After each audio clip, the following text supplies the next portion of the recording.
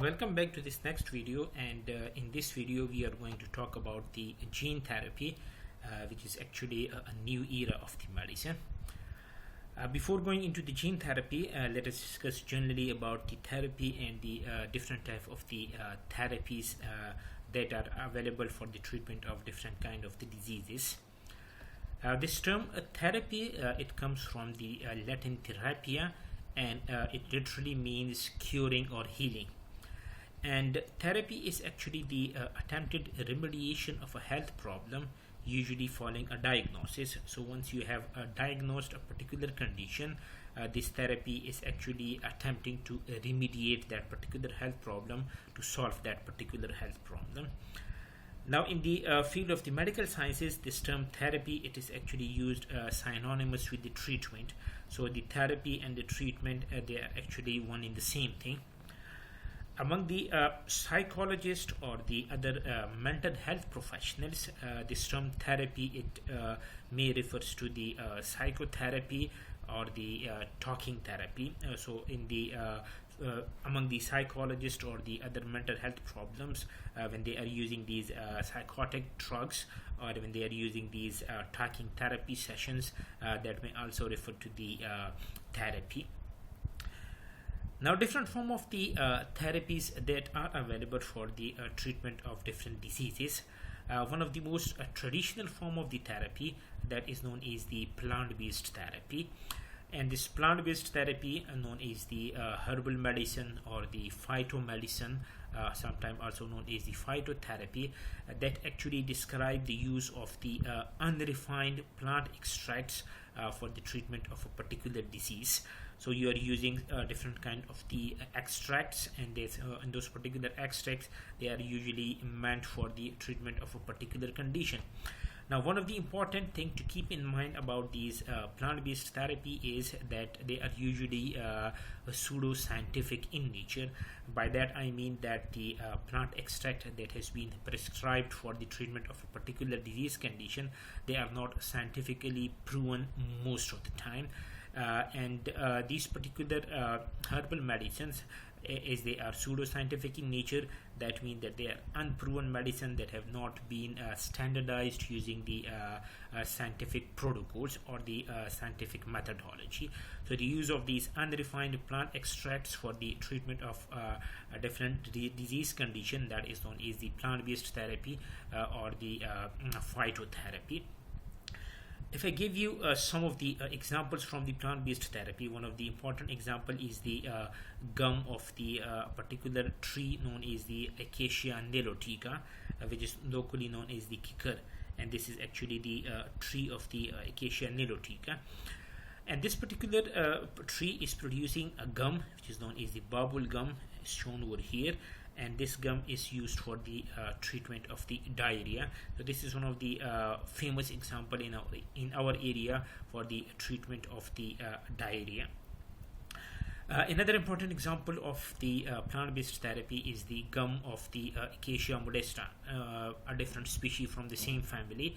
And the gum of the Acacia modesta, that is used as a health tonic, because it is rich in a lot of minerals, a lot of the healthy components they are there. So this gum is actually used as a health tonic. Another important example of the plant-based therapy, that is this particular tree known as the Ziziphus jujube. And this Ziziphus jujube, especially the fruits of this particular plant, they are used to improve stamina and muscular strength, and it also aids in the weight gain. One of the important concepts that is used regarding the phytotherapy is the doctrine of signature. Now, this doctrine of signature, it assumes that the appearance of the plant gives a clue to its medicinal value. It's a famous term among the herbalists, that this doctrine of signature, that is the shape of the particular plant, it gives a clue to its medicinal value, and it is a sign from the god that you can use this particular plant for the treatment of a particular disease condition. Now, this doctrine of signature, it states that the herbs resembling various parts of the body can be used to treat ailment of those particular body parts. Let me give you an example of this. This particular plant, generally known as the eye bright, botanically known as the Euphrasia gibbsi, that is used to treat eye infections. And if you compare the shape of this particular, the flower shape of this particular plant to the human eye, of course they are resembling to each other, and based on this resemblance, this particular eye bright has been used for the treatment of the eye infections. Another important example is the spotted oval leaves of this particular plant, the P. officinalis, commonly known as the lungwort, and it has been thought to symbolize disease ulcerated lungs and has been used for the treatment of the pulmonary infections. If you look at the leaves of this particular plant, they are spotted and their shape is very much similar to that of the human lungs, and what they say that it can be used for the treatment of the leaves of this particular plant can be used for the treatment of the ulcerated lungs based on the shape similarity between the two. So this is the doctrine of signature. Another type of the therapy, that is the antibiotics. And antibiotics, all of you know what are antibiotics. This antibiotic, this is a type of the antimicrobial substance active against bacteria. So whenever this term antibiotic is used, it is commonly taken in the context of the antimicrobial substances that are used against the bacteria. And it is the most important type of the antibacterial agents for fighting the bacterial infections and are widely used for the treatment or prevention of such bacterial infections. One of the important concepts about the antibiotics is this mechanism of action. For short, that is known as the MOA. So what this mechanism of action means? Now this mechanism of action, it actually refers to the specific biochemical interactions through which a drug substance, an antibiotic, it produces its pharmacological effect, its treating effect. A mechanism of action, it usually include the mention of the specific molecular target to which the drug binds, such as an enzyme or the receptor. So this mechanism of action is going to tell you that the antibiotic or a drug, it interacts with a particular enzyme or it interacts with a particular receptor. So it is going to show you the molecular targets inside the human body. If I give you an example of the mechanism of action, for example, the aspirin, this particular drug aspirin, what it do is that it irreversibly inhibit the function of an enzyme in the body known as the cyclooxygenase. And when it inhibits the function of the cyclooxygenase, this cyclooxygenase is actually responsible for the production of the prostaglandins and the thromboxanes in the body. And these prostaglandins and thromboxane, they are actually the pain signals. So when they are produced in the body, that means you will be feeling pain in the body. So what the aspirin do, that it inhibits the function of the cyclooxygenase. Cyclooxygenase suppress the production of the prostaglandins and the thromboxanes, thereby reducing the pain and the inflammation in the body. So this is the mechanism of action of the aspirin. It is going to show you the molecular targets. So the molecular targets, they are actually the cyclooxygenase, thereby reducing the pain and the inflammation in the body. The antibiotics, they are divided into different classes, and one of the classes of the antibiotic, they are known as the bactericidal antibiotics. Now this bactericidal means that the antibiotics that we will be discussing now, they are going to kill the bacteria. They are the killers of the bacteria, therefore they are known as the bacteria is referring to the bacteria, and cidal mean to kill. So these antibiotics, they are actually responsible for killing the bacteria. One of the important bactericidal antibiotics, they are known as the cell wall inhibitors. And the famous cell wall inhibitors, they are the penicillin and the cephalosporins. Now, how these penicillin and the cephalosporins, they are actually going to kill the bacteria? As you all know that the cell wall of the bacteria, that is very important for the integrity of the bacteria and to prevent the bacteria from the harsh environment.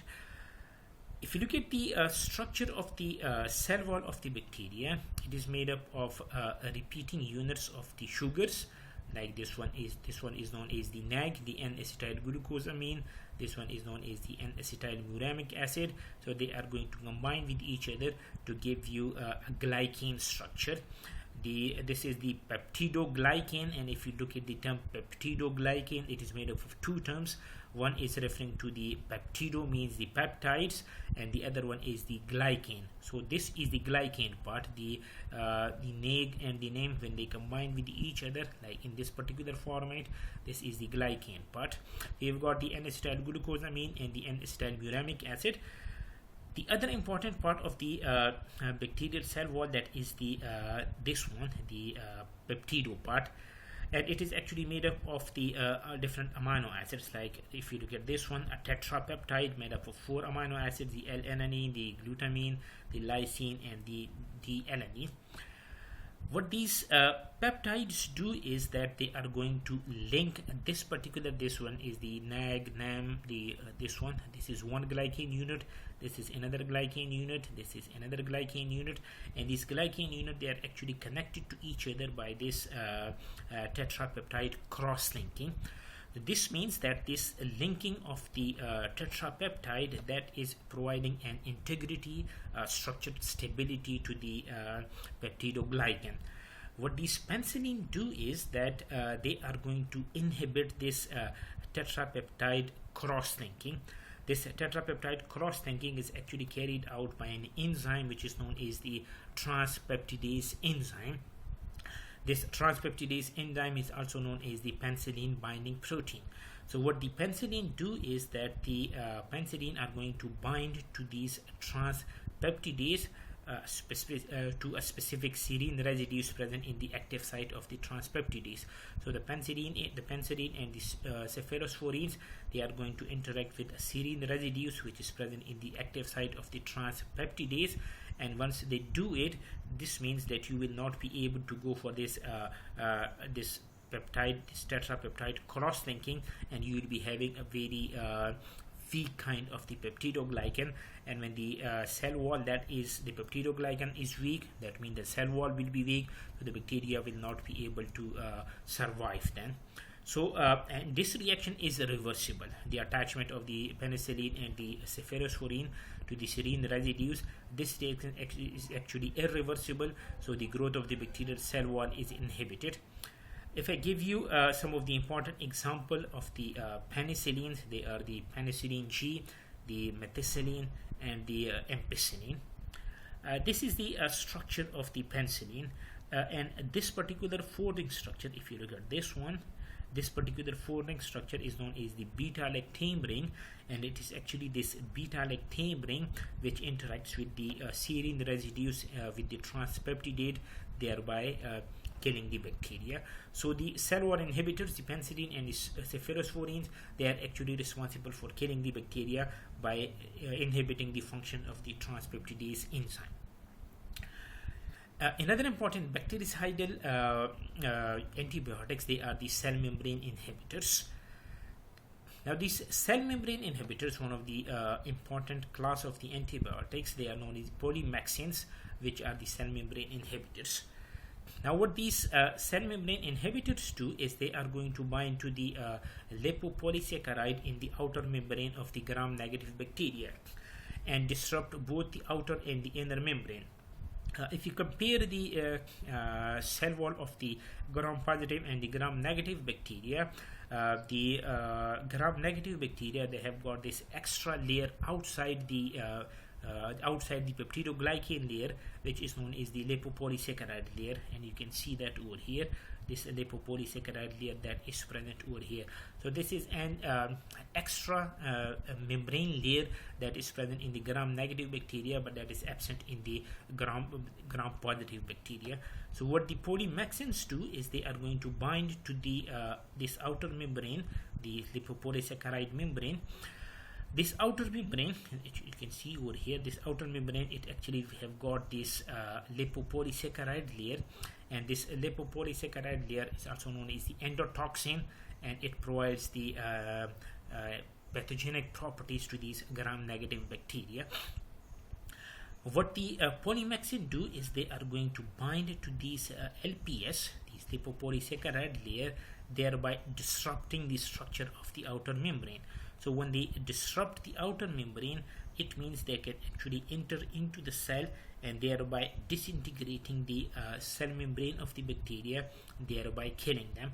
So the polymyxin first then interacts with the LPS present in the outer membrane, disrupting them, and then this polymyxin, it enters into the cell membrane, thereby disrupting the cell membrane, and they are actually going to kill the bacteria by this particular mechanism, because once the cell membrane of the bacteria that is disrupted, that means that the selective permeability for the bacteria that will be lost and the bacteria will not be able to survive then. So this is the second class of the bactericidal antibiotics known as the polymyxin, and they are acting on the cell membrane. The famous example in this particular class that is known as the colistin. Another important bactericidal antibiotics, they are the quinolones, and they are actually stopping the replication of the DNA. So we will put them under the essential bacterial enzymes inhibitors. These quinolones, how they are going to stop the replication of the DNA? What these quinolones do is they inhibit the function of the DNA gyrase, and this DNA gyrase is one of the important enzyme in the bacteria, which is responsible for relaxing the supercoiled DNA during the replication of the DNA. And another important one is the topoisomerase 4, which is responsible for separation of the linked daughter DNA. So what these quinolones do is they are going to inhibit the function of the DNA gyrase, so you will not be able to relax the supercoiled DNA. You cannot actually replicate the DNA, and if you cannot replicate the DNA, that means that the bacteria that is going to die. The vast majority of the quinolones that are in clinical use, they are known as the fluoroquinolones because of this fluoride group present in their structure. Therefore, they are known as the fluoroquinolones. And the important examples of the fluoroquinolones, they are the ciprofloxacin, the levofloxacin, the moxifloxacin, and the norfloxacin. In this particular class, the essential bacterial enzyme inhibitors, one of them they are the quinolone, which stop the replication of the DNA. Another important one, they are known as the rifamycins, and these rifamycins, they are actually inhibiting the function of the RNA polymerase. And you all know that this RNA polymerase, they are responsible for making of different kind of the RNA in a bacterial cell. So if you are going to inhibit the RNA polymerase, this means that there will be no RNA synthesis, and when there is no RNA synthesis, that means that the bacteria that is going to die, because if the RNA polymerase is missing, that means you cannot make any messenger RNA, you cannot make any transfer RNA, you cannot make any ribosomal RNA. Therefore the bacteria that is not going to survive. And the important example in this particular class of the antibiotic, the rifamycins, they are the rifampin, the rifabutin, and the rifapentin.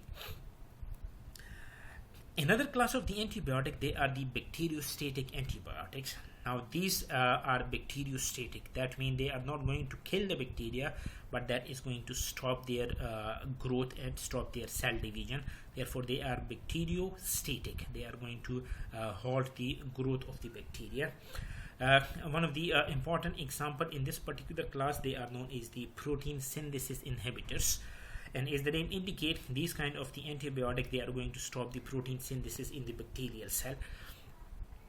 In the bacterial cell, the protein synthesis machinery that is known as the ribosomes, and this ribosome is made up of two subunits. One is known as the small subunit, also known as the 30S subunit, and the other one that is known as the large subunit, which is also known as the 50S subunit, making a complete 70S ribosome subunit. Now, both of these subunits, the small and the large subunits, they are required for the synthesis of the proteins. Now, there are certain classes of the antibiotic which stop the activity of the 30S small subunit, and we call them as the 30S subunit inhibitors. And the important example in this particular class, they are the aminoglycosides. The members are the neomycin, the amikacin, the gentamicin. And another important class, they are known as the tetracyclines, and the members are the doxycycline and the minocyclines. So these, the aminoglycosides and the tetracycline, they are going to stop the function of the 30S subunit, and if you stop the function of the 30S subunit, that means there will be no synthesis of the proteins in the bacterial cell. Another class, they are known as the 50S subunit inhibitors. So they are actually going to stop the activity of this particular subunit. And the important one, they are known as the amphenicols. The famous example is the chloramphenicol. And what these chloramphenicol do is they are going to act at the peptidyl transferase center, and when they act over there, that means there is no peptide bond synthesis. As you all know that once the two amino acids that have been entered into the ribosome, they are going to be combined with each other by a peptide bond, and when there is no peptide bond synthesis, that means that the protein synthesis, that will not be possible. Another important class in the 50S subunit, they are known as the macrolides, and they are the ketolides. Now these protein synthesis inhibitors, they usually do not act on the human protein synthesis, because the our ribosome is a little bit different than that of the bacterial cells. So these kind of the inhibitors, they are not going to act on the human ribosomes. Another important thing to keep in mind about the antibiotics is the narrow spectrum and the broad spectrum antibiotics. Now this narrow spectrum antibiotics, they are actually active against a selective group of the bacterial types, and as the name indicates, they are narrow spectrum. That means they are active against a selective group of the bacterial types. In contrast to the narrow one, the broad spectrum, as the name indicates, they are active against a wider number of the bacterial types, and thus may be used to treat a variety of the infectious diseases. Now this broad spectrum antibiotics, they are particularly useful when the infecting agent or the infecting bacteria that is unknown. Now technically it is very good to use the narrow spectrum antibiotics, because if you are using a narrow spectrum antibiotics, they are comparatively having a low number of the side effects. But in case if you do not know the infecting agent, the bacteria, in that particular case, the good strategy is to use these broad spectrum antibiotics, so that you can actually cure the disease. Now, if you look at some of the examples of the narrow spectrum antibiotics, they are the older penicillins like the penicillin G, the macrolides, and the vancomycins.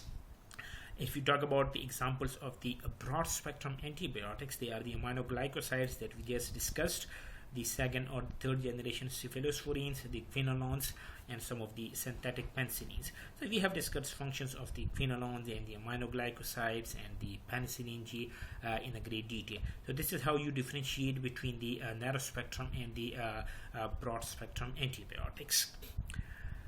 There are also certain antibiotics against other microorganisms. For example, if you talk about the fungi, so one of the important example is the meconazole, which is an antifungal agent, and it is actually applied topically to the skin and to cure the fungal infections of the skin. How this meconazole work? It actually inhibits the synthesis of the ergosterol, which is a critical component of the fungal cell membranes. So if you are not able to, if the fungi, they are not able to make the ergosterol, that means that their cell membranes, they are not functional, therefore they are not going to survive it. Another important example is the chloroquinolone, which is actually an anti-malarial drug. So this is it's a very general discussion about the therapy and the different type of the therapies, and we will discuss this discussion on the gene therapy in the next video.